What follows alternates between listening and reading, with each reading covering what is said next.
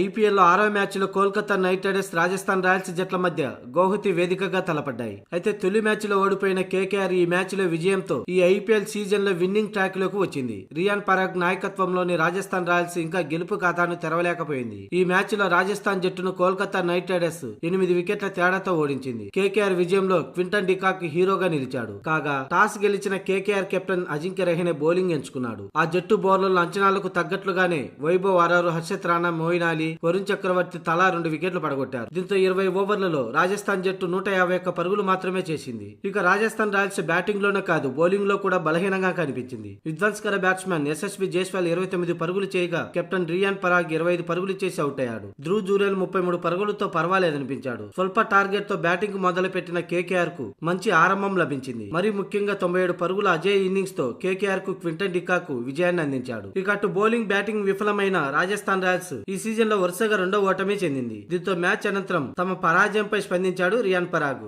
మా ప్రణాళికలు కరెక్ట్ గా అమలు చేయలేకపోవడంతో ఓటమి పాలయ్యామని అన్నాడు. ముఖ్యంగా క్వింటన్ డికాక్ తన బ్యాటింగ్ తీరుతో మా విజయ అవకాశాలను దెబ్బతీశాడని అన్నాడు. మామూలుగా ఈ పిచ్చిపై 170 పరుగుల స్కోరు ప్రత్యర్థి జట్టుకు గట్టి సవాల్. కానీ మేము 20 పరుగులు తక్కువ చేశాం. ఒకవేళ బౌలింగ్ లో క్వింటన్ డికాక్ ను త్వరగా అవుట్ చేసి ఉంటే ఫలితం మరోలా ఉండేదని, కానీ అలా జరగలేదు. మేము మిడిల్ ఓవర్ లో అతన్ని అవుట్ చేయాలని చాలా ప్రయత్నించాం, కానీ అతను అసాధారణ బ్యాటింగ్ తో విజయాన్ని లాగేసుకున్నాడని రియాన్ పరాగ్ చెప్పుకొచ్చాడు. ఇక నేను నెంబర్ 3 లో బ్యాటింగ్ చేయటం సంతోషంగా ఉంది. గత ఏడాది 4వ స్థానంలో ఆడాను, కానీ ఈ ఏడాది 3వ స్థానంలో బ్యాటింగ్ చేయాలని టీమ్ మేనేజ్మెంట్ చెప్పింది. కాబట్టి జట్టు కోరుకున్న స్థానంలో బ్యాటింగ్ చేసేందుకు ఈ నిర్ణయం తీసుకున్నట్లు చెప్పుకొచ్చాడు రియాన్ పరాగ్. ఇక మేము తదుపరి మ్యాచ్ల్లో సమిష్టిగా రాణించాల్సిన అవసరం ఉంది. ఇప్పటి వరకు జరిగిన 2 మ్యాచ్ల వైఫల్యంపై తప్పిదాలను సరిదిద్దుకొని తర్వాత జరగబోయే మ్యాచ్లు గెలిచేందుకు అన్ని విధాలుగా వ్యూహంతో సిద్ధమవుతామని రియాన్ పరాగ్ చెప్పుకొచ్చాడు.